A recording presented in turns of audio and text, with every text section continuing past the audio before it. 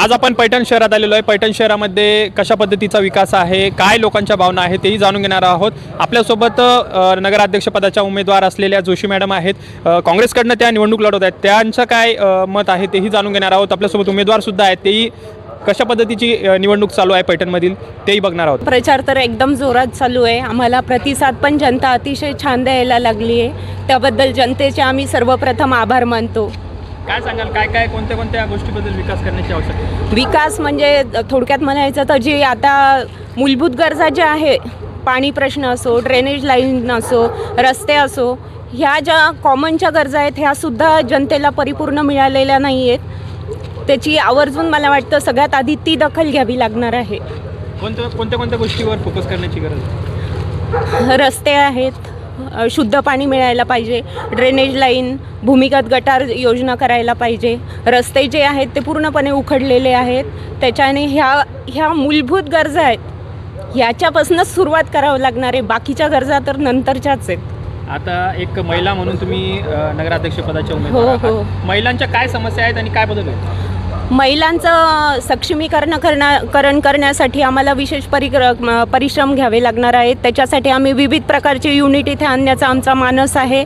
इथे महिला जर बाजारात गेली तर तिला सुलभ शौचालय तिची ते सुद्धा सुविधा नाही आहेत, ते जागोजागी उभारण्याची इथे गरज आहे।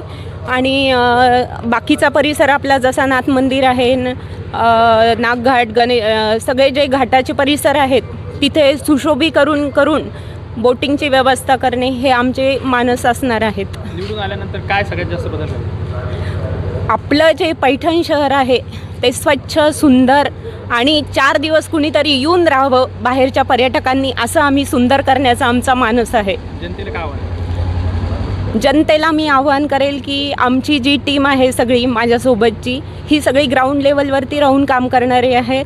त्याच्यामुळे तुम्ही सगळे आमचे उमेदवार जे आहेत ते तुमच्या हाकेला येऊन धावून येणाऱ्यासारखे आहेत। त्याच्यामुळे तुम्ही सगळे काँग्रेसचे जेवढेही उमेदवार आहे त्यांना भरघोस मतांनी विजयी करा, एवढं मी जनतेला आव्हान करेल। आणि आम्ही सर्व तुमच्यातलेच आम्ही प्रतिनिधी असणार आहोत, त्याच्यामुळे तुम्ही आणि आम्ही काही वेगळे असणार नाही आहे। तुमच्या ज्या समस्या असतील त्या आम्ही तुम्हाला सोबत घेऊन करणार आहोत। पैठणला म्हैसूर धर्तीवरती बांधलेलं संत एकनाथ उद्यान आहे, त्याचीही सध्या दुरावस्था झालेली आहे। जे म्हैसूरच्या पट्टीवरती बांधलेलं उद्यान होतं त्याची आज तिथे आपण कुणीही पाहू शकत नाही, जाऊ शकत नाही। त्या उद्यानाला सुद्धा आम्ही चांगलं सुशोभीकरण करून पुन्हा नूतनीकरून त्याचं नवीन जनतेसाठी उघडून ते खुलं करण्याचा आमचा मानस राहणार आहे।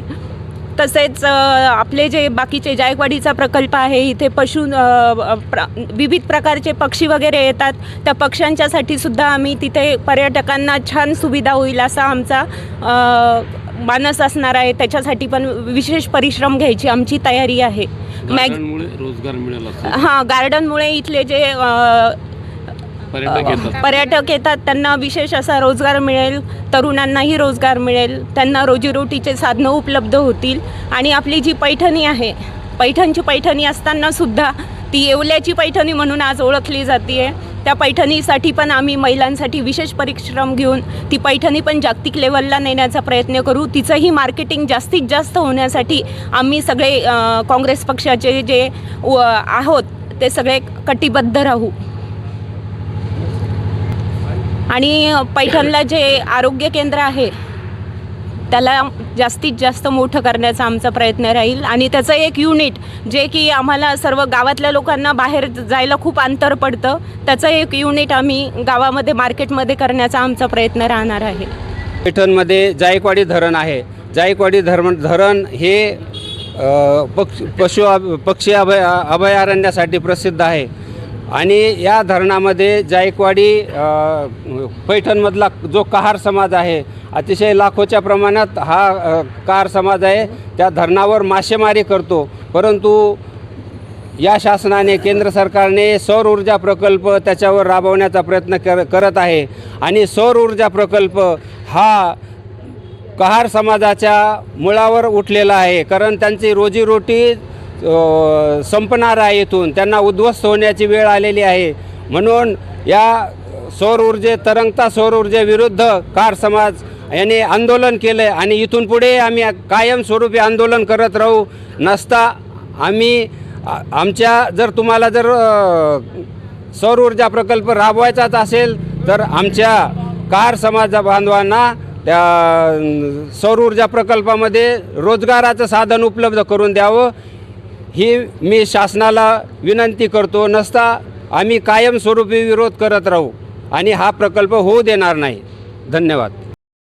सध्याच्या काळात महिलांचे प्रश्न म्हणजे सध्या महिला सुरक्षित नाही आहे, कारण लहान मुलीपासून तर मोठ्या मुलींपर्यंत सुरक्षित नाही आहे.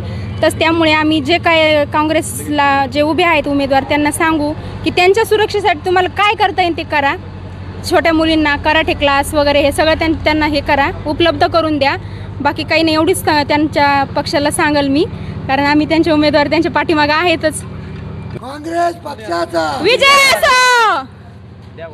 आमचा पक्ष, आमचा लक्ष एकच पक्ष, काँग्रेस पक्ष आमचा लक्ष काँग्रेस पक्ष, काँग्रेस पक्ष.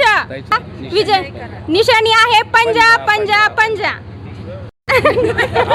आता बोलत आहे ताई बोला. येऊन येऊन येणार कोण, येऊन येऊन येणार कोण. माध्यमातून महिलांना रोजगार उपलब्ध करून जे पैठणीचं आला रे आला. आहे ते पण आम्ही परत आला रे आला.